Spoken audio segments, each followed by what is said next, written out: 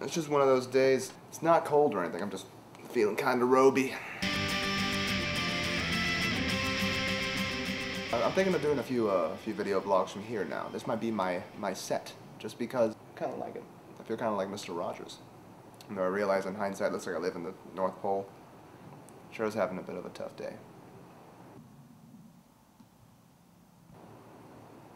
Few random things. A friend of mine gave me 2 tickets to go see a pre-screening of Moneyball with Sir Brad Pitt.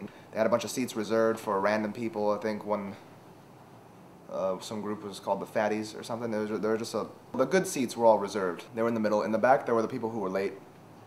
But when we sat down, I thought we were going to see Moneyball, and then they told us this guy who I think I've seen several times at other pre-screenings.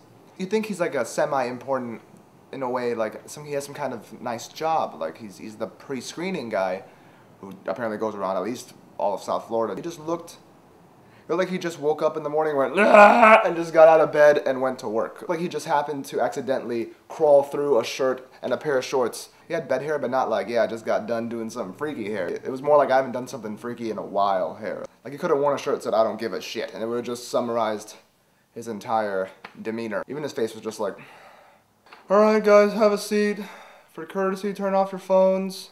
Please, if you want a poster, you can come down and get them. The big ones are going to be gone soon. You can get mini Brad Pitt staring at you over his shoulder, all coy-like, if you want.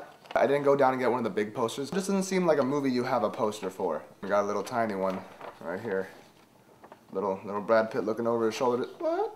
You came to see my movie? That's what it looks like. So I got an idea that I'm going to put this up on the inside part of my bathroom door, just to confuse everybody who goes in to take a poop. The minute they close the door, it's going to see.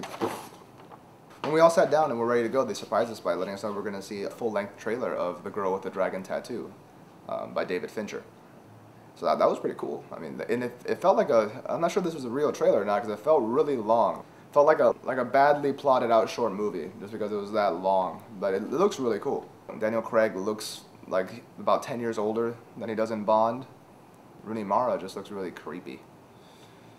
Not in a good way, just creepy.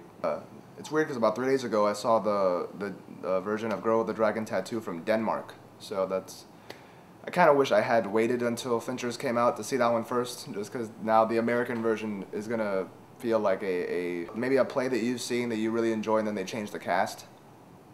So even though you like the new cast, it's really weird, because you just feel like these are imposters in these roles.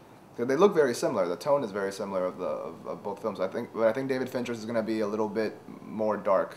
The original was pretty dark, but I think David Fincher is going to bring his brand of darkness that he has with Fight Club and stuff like that. His mood that he's brought to a lot of movies, that really dark, grimy like thing. Even though this movie's not grimy, it just looks really dark. It looks really kind of almost spooky. It's gonna be really cool though. That you know from the trailer. But about Moneyball, the first thing I'm gonna say is the movie was really good. It's a movie worth paying to see. It's hard to even explain why I like it, because I'm not even a baseball fan.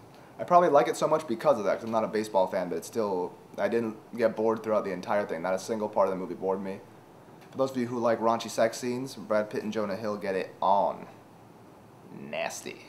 Brad Pitt plays the character of Billy Bean, who is a real life person. The acting is perfect. Like the acting is just, it's like they made a very strong decision to master the art of the awkward pause. There's a lot of that in this movie, but it's always great. It never got old, and it's incredible acting. It's so good that it feels like not even a documentary. It just feels like you're there. Like this is a scene, you're just actually sitting in the room watching them talk. It's really good. It even made me forget how I think Brad Pitt's morphing into Robert Redford. That's how good it was. Last update, in a few hours I will be, I don't know why I'm looking at my wrist, there's no watch. In a few hours I will be at the Blink show in West Palm Beach, Florida. This will be my second Blink show, and well, it's just my second concert in general. So far, Blink and Blink, if you don't count Ricky Martin when I was like 8 years old, which I don't count.